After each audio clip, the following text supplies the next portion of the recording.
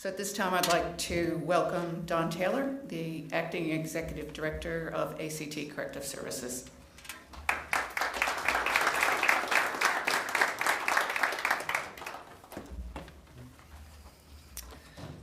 Thanks, Laurie. First of all, I too would like to acknowledge the traditional owners of the land we're meeting on, the Ngunnawal people, today. I'd like to pay my respects to their elders, both past and present, and also acknowledge the contribution they make to our community, which obviously in ACT extends to our justice system and our prison, and our justice system is considered a community. I just want to acknowledge the contribution they make to that environment, because it's absolutely critical. Auntie Violet talked about being welcomed, and I think it's critical again to be welcomed by the traditional owners of the land we're on, and respect that, and then to do whatever we can to acknowledge that respect, which we're all doing. There's a couple of things that I want to just touch on, and look, it's interesting to follow such an insightful speech as David has provided to us. I'm sure that he stole my speaking notes as he walked in the room. So the good thing about that is that I can just sort of basically say, well, thank you, David, and what he said, I'm saying. But look, I just want to touch on a couple of points. First of all, welcome to everybody here. I want to acknowledge the work that Laurie and the team have done in organising this conference, a huge amount of work.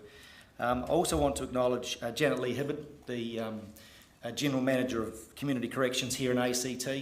There's a huge amount of work that goes into all of our environments, and certainly ACT being a small jurisdiction, people might say it's not as difficult, but it is exceptionally difficult and it's complex. So I acknowledge the work that is done in that space. My history, I'm not going to talk too much about me, but I think my history, I came from New Zealand, and please don't hold that against me.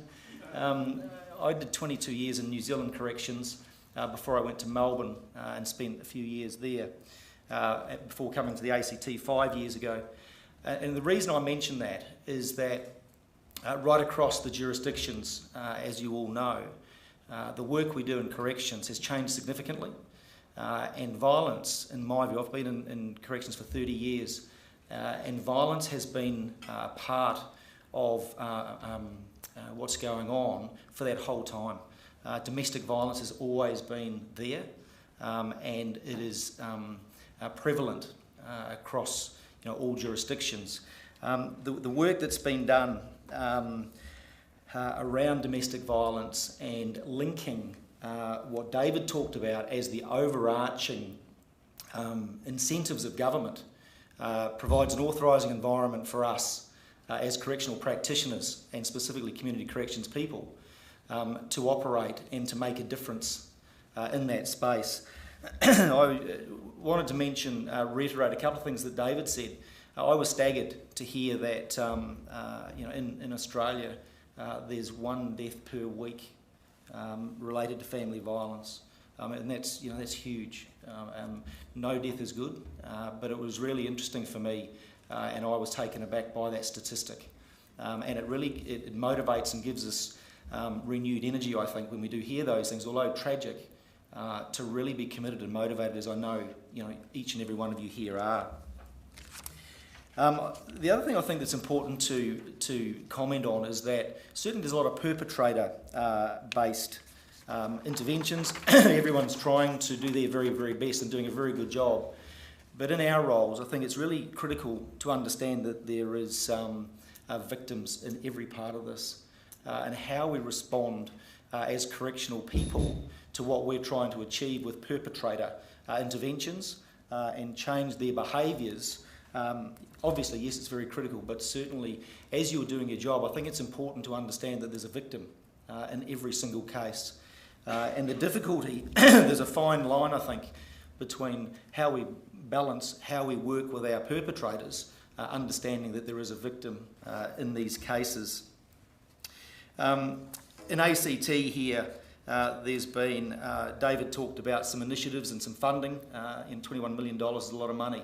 ACT Corrective Services have been a part of that. There's been some allocation to funding to increase the capability of interventions. There's an increasing high demand of workload on community corrections, and specifically relating to domestic violence. So the government is certainly providing an authorising environment for us to do our job and to enhance the work the good work that is being done. Our work is never done, and we just need to keep doing more. In the Alexander McConaughey Centre, it's only one prison, but it is a very complex prison, and the link between the prison and the community is huge. So we've looked at some initiatives inside the prison. There's a domestic violence abuse program for men that obviously we're trying to encourage a change of behaviour for our men towards their partners. There's also a Out of the Dark program, which is delivered within the prison and also in the community for female offenders who have been victims of domestic violence, which again I think is exceptionally critical. There's lots of other programs. I'm sure you all do the same, so I won't talk too much about that. But what I will say is I encourage the motivation and initiatives around new interventions and new incentive programs to try our very best to minimise the ongoing domestic violence and the victims that are as a result of that violence. The cohort that you're working with is not a straightforward cohort. They're difficult and complex people that have obviously had various traumas in their own lives.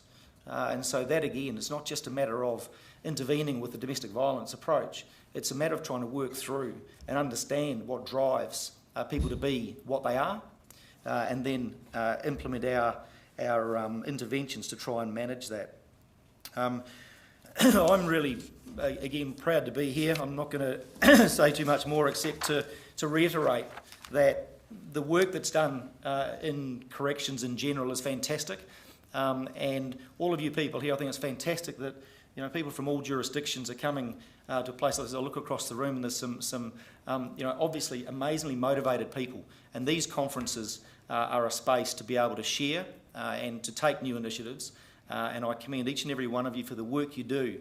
As Executive Director at the moment, it's we look at the environment of government and how we can support the work that's done, but it's critical for you people to be at the operational end and of working with community and NGOs and those everyone in our community to try and make a difference. So I commend each and every one of you on that. And I'm sure you'll enjoy your 3 days here in fantastic Canberra, and I hope you return to see us sometime soon. So thank you very much.